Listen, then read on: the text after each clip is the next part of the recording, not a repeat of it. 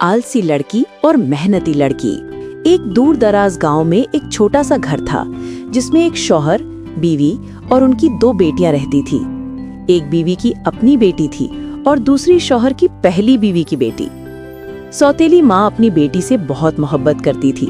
उसे हमेशा नए कपड़े, जेवरात और मजेदार खाने देती, मगर इस प्यार ने उसे हद से ज्यादा आलसी बना दिया। वो सारा दिन आईने के सामने बैठकर अपने हुस्न की तारीफ करती रहती और जरा सा भी काम नहीं करती थी। दूसरी तरफ सौतेली बेटी के साथ उसकी माँ बहुत सख्त और जालिमाना सलूक करती। उसे घर का सारा काम करना पड़ता, झाड़ू, बर्तन, खाना पकाना, पानी भरना, सब कुछ। मगर इस नेकदिल लड़की ने कभी शिकायत न की।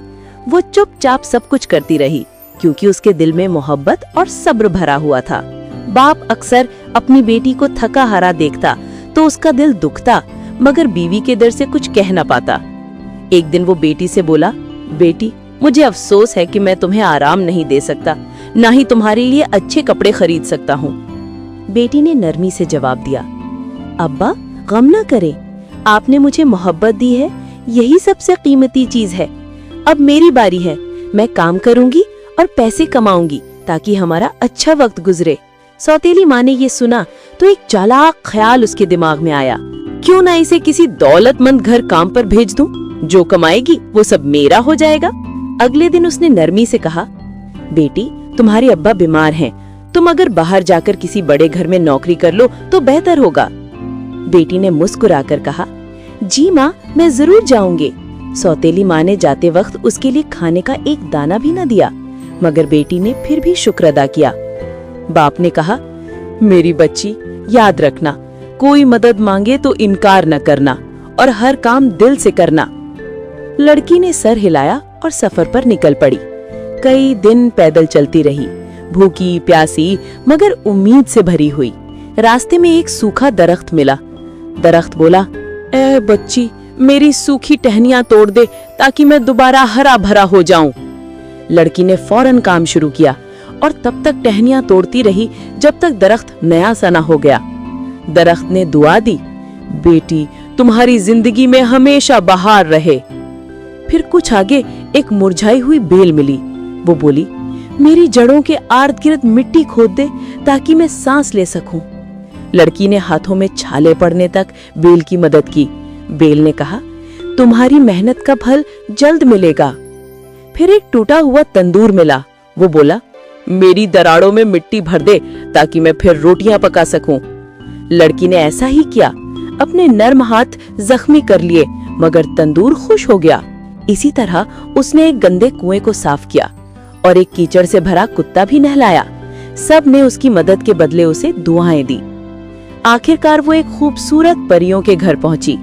परियों ने कहा, अगर तुम चाहो तो यहाँ काम कर सकती हो, मगर याद रखना, 7 कमरों की सफाई करना, 8वें कमरे में कभी दाखिल ना होना। लड़की ने वादा किया। पूरा साल गुजरा, उसने वफादारी से खिदमत की, कभी तजस्सुस में 8वें दरवाजे को नहीं खोला। परियां बहुत खुश हुईं। हम तुम्हारी मेहनत से मुतासिर हैं, आओ तुम्हारा इनाम दो।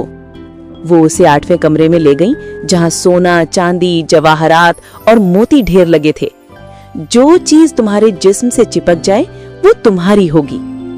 वो वहां से निकली तो उसके जिस्म पर चमकते सिक्के, मोती और नगीने चमक रहे थे, जैसे कोई सितारा जमीन पर उतर आया हो।